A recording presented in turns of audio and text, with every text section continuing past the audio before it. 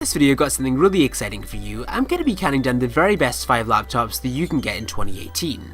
Now, making a video like this is always pretty hard because there are so many great machines out there right now, and while one machine doesn't do quite so well, another machine will do really well. But with that said, these are my personal favorites for 2018, and if you do get any of the laptops in this video, you really won't be able to go wrong. So with that said, let's just go ahead and jump right in with number 5, which I'm giving to the Asus Zenbook UX310UA. Now, the reason why I'm giving the nod to this laptop as opposed to the newer Asus Zenbook 3 Deluxe is quite simple. It just comes down to price. The Zenbook 3 Deluxe is currently going for about $1,400 on most sites, whereas the Zenbook UX310UA comes in at less than $900. That doesn't mean it's a bad laptop though. You're still getting very decent specs. You're getting a minimum of an Intel Core i3 processor, but that can obviously be upgraded, and you're getting also a full HD 1080p display that can be upgraded to a brilliant 3200 by 1800 pixel QHD Plus screen with 30% more pixels compared to Apple's 13-inch Retina displays.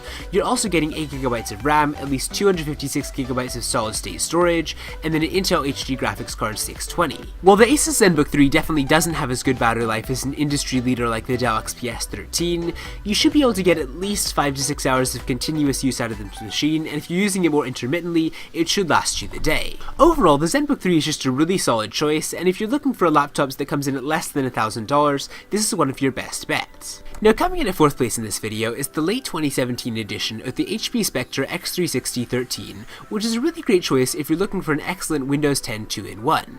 A lot of people like to compare Ultrabooks to, say, the 13-inch MacBook Pro, and this is cheaper, lighter, and faster than what Apple's offering. It's also got a much longer battery life, a great keyboard and trackpad, a beautiful HD display, and an above-average sound system.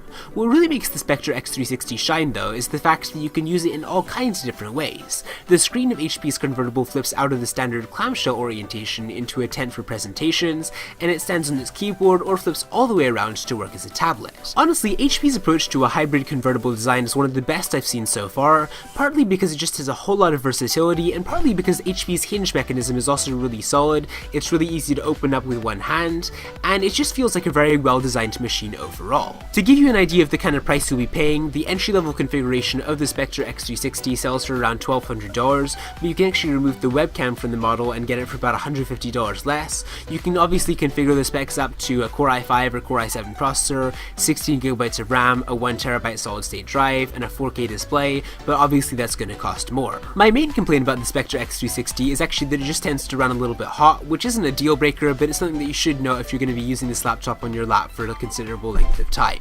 Now, 3rd place in this video goes to a laptop that I actually consider to be an engineering marvel. It's the 2018 LG Gram, which is one of the thinnest and lightest laptops that you'll ever see. Most premium 15-inch laptops come in at around 4 pounds, but the LG Gram is almost half of that. It's only 2.5 pounds or 1.1 kilograms in weight. On top of that, it's just a really solid Ultrabook. It's got great battery life, it beats the 2017 model by about 4 hours, and then you're also getting a fingerprint sensor this time round.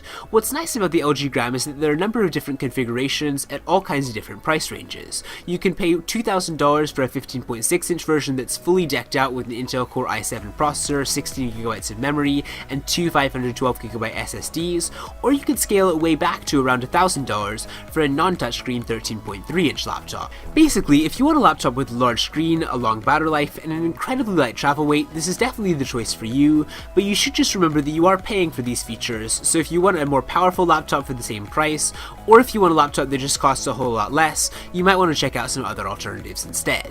The 2nd place in this video goes to a laptop that I've long been a fan of. It's the 2018 edition of the Dell XPS 13, which was one of the very first laptops to just eliminate the screen bezel altogether.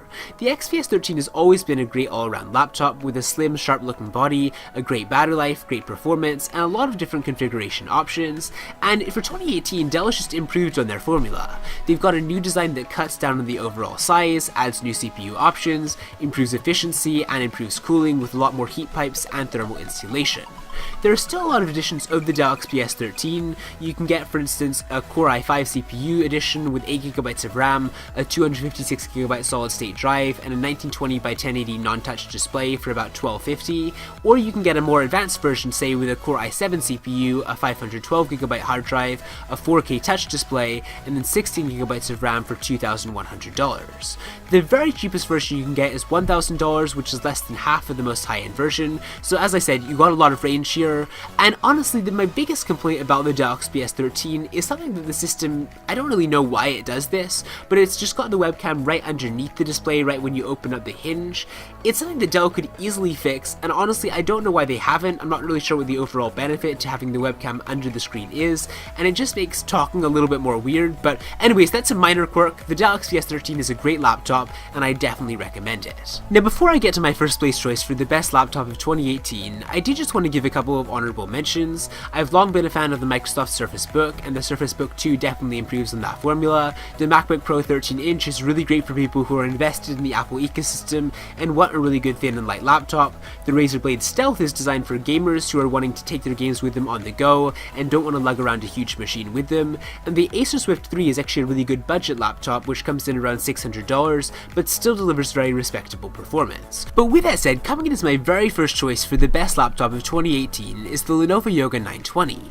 Honestly, the reason why this laptop is so good is there's honestly nothing I don't like about it. It's got a really premium look and feel, 8th generation Intel Core i-series processors for amazing performance, great battery life, active pen support, even little things like Thunderbolt 3 USB-C processors. Lenovo even moved the webcam position back above the screen again after moving it below the screen to accommodate the 910 slim bezels. The fact that Lenovo was able to do this is one of the reasons why I was so hard on the Dell XPS 13, and honestly the only thing that I can really gripe about at all with regards to the Yoga 920 is the fact that it's a little bit heavier than something like the LG Gram. It comes in around 3 pounds, but the fact that I'm complaining about a 0.5 pound difference I feel speaks more to the quality of this laptop than anything I've said so far.